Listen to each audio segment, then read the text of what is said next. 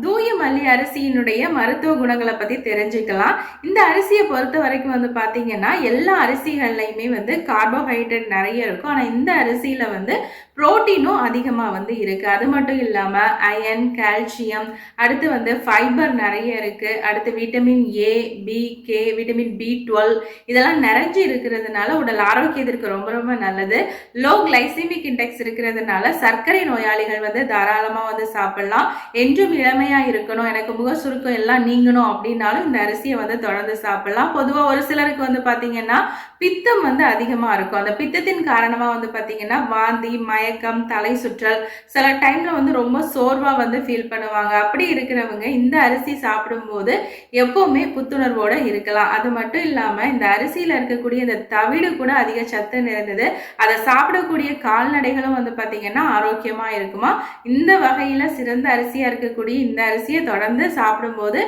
உடலுக்கும் ரொம்ப ரொம்ப நல்லது. நன்றி.